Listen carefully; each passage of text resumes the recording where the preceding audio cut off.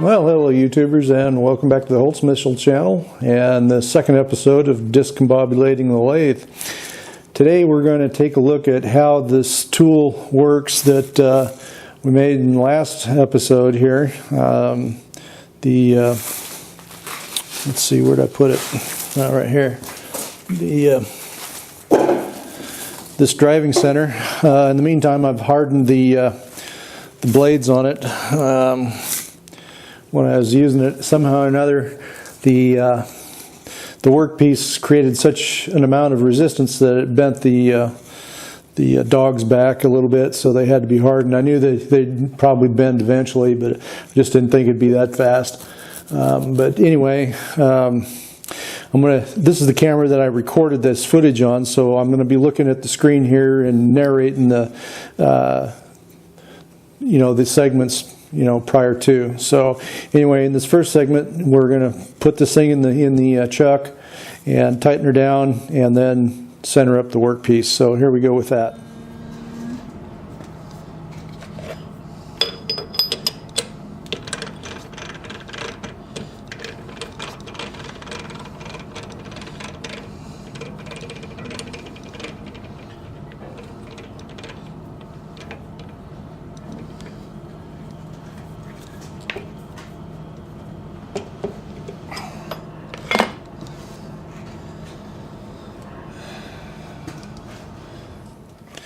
So the next step, of course, now this is one step I left out. Of course, you got to have a tool rest when you're going to work wood on a lathe, because you're going to use a chisel, a turning chisel, to do the work with. Unless, of course, you have a copying attachment like I do for my grizzly lathe, but unfortunately that's in the States, so I don't have that at my disposal here.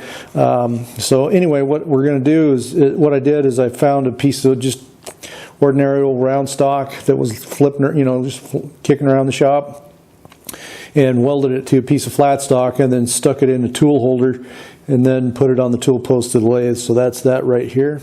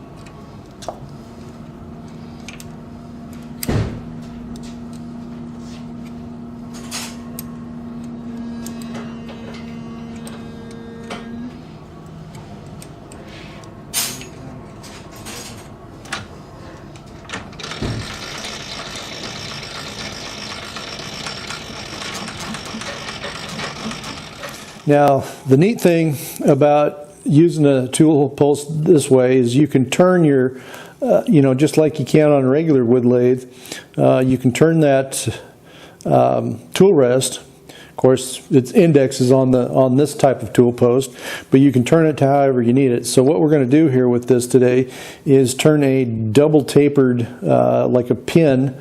This is for a mold for a peephole in a boiler door, where we're going to put the door of a burning chamber, combustion chamber, on the boiler. Now the door has to be refreshed from time to time. The refractory cement on there, flakes off from time to time, and so I had to make a mold in order to put the peephole in the door when the new fresh refractory cement is put into the door. And so what I did is, one side of the workpiece has got like a concave taper to it, and the other side just a straight taper. But anyway, that's for later on in the video. So let's go on here. Okay, now here we are putting on the workpiece.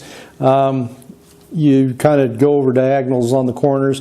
Now the tailstock on this, of course, I made that little disc to put over the end of the tailstock, and so it gets a little fidgety. I mean, you could conceivably take and take the pin here, the driving dog, and smack it in. You do that on a regular wood lathe too, and then stick it in. But then you got to monkey around with that with the tailstock and get that plate on there. So it's kind of a fidgety little job, and so it takes a little bit of practice. Once you get it down, it's not that big a deal.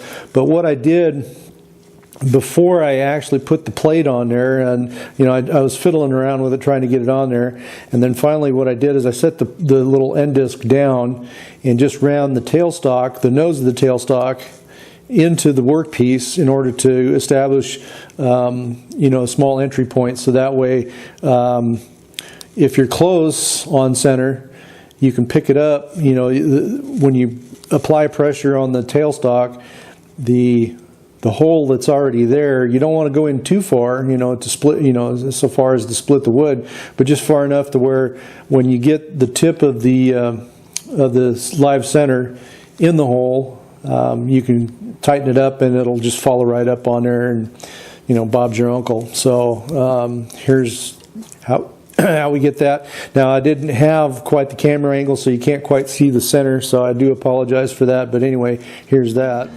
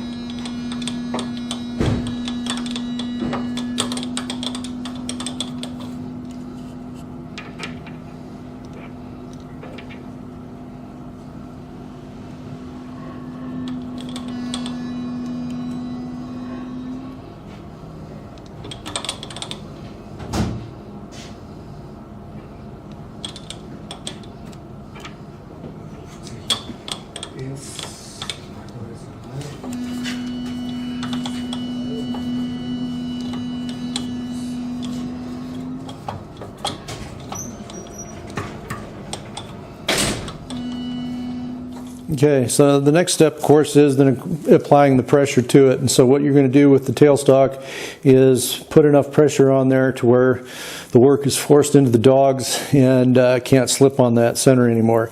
So, and then I brought the tool rest in to where it would just kind of nick in the edge of the workpiece. So that's that tick you're going to be hearing as soon as I start it up. So here's that.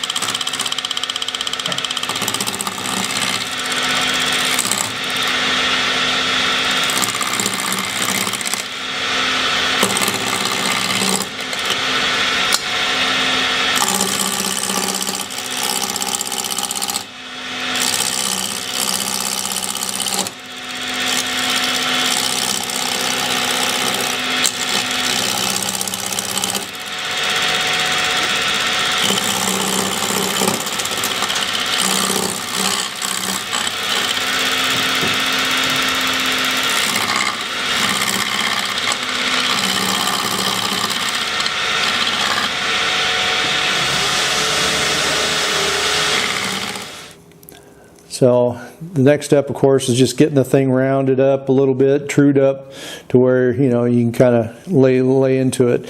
I started this off at a fairly low RPM. I think it was around 750 or something like that. I could only go to 1300 on this machine. The back gear, there's something wrong with it, and so it's a major undertaking to switch from high to low gear and back and forth, and so I was forced to operate on the low range of the gearbox.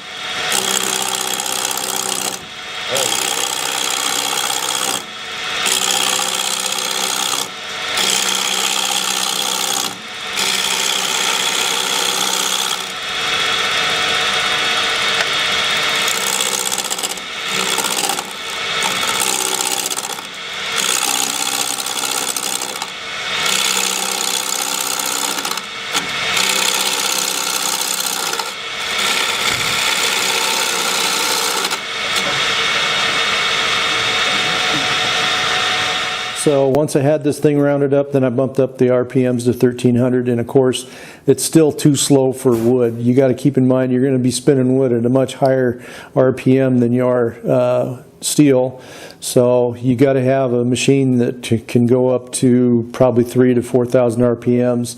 The smaller the diameter, the higher the RPM, and that has to do with your tool cutting speed. Wood tools have a certain cutting speed that they like, and so as the diameter of the workpiece gets smaller, the RPMs have to get higher in order to maintain that speed.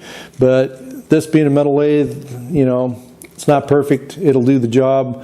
It's not for a piece of furniture. It's just a tool that we're making here. So the final outcome is, you know, Mox Nix. So anyway, here we are now turning the double taper into it and getting that, and then switching the tool rest around.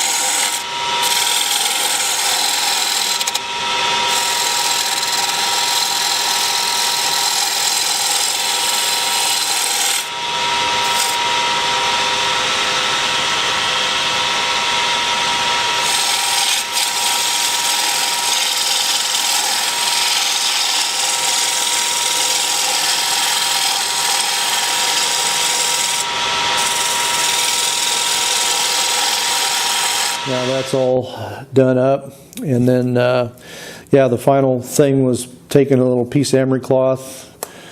Started off with 40 grit or 60 grit, I forget which, and then advanced up to I think an 80 grit. Because like I said, it didn't have to be baby butt smooth, just something that will, you know, work for what it is. And so the final step was just to sand it up and then oil it up so that it separates from the refractory cement once you've established the hole and got the stuff stomped in, and it starts curing out. So.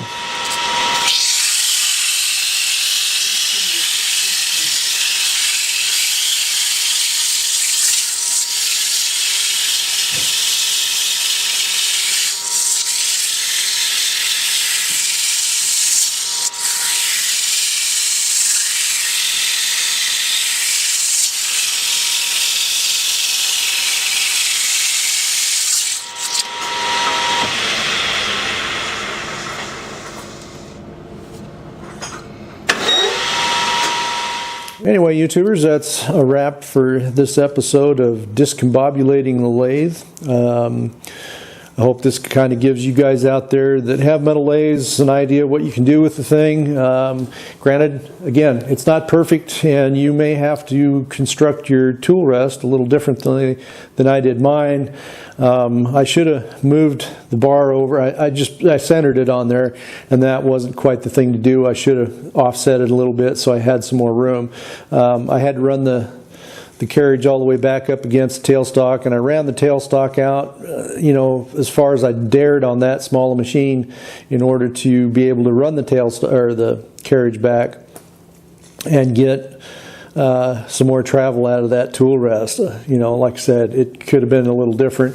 For some reason, I don't know what I was thinking, but you definitely want to pull your tool rest out a little further so that you have one short side, and one long leg and a short leg. And then that way you can flip them over and do all kinds of funky stuff that you otherwise wouldn't be able to do. So anyway, if you have any suggestions for improvements, thoughts, comments, critiques, put them down in the doobly-doo down below. And hopefully you got a little something out of this, and we'll see you guys again soon.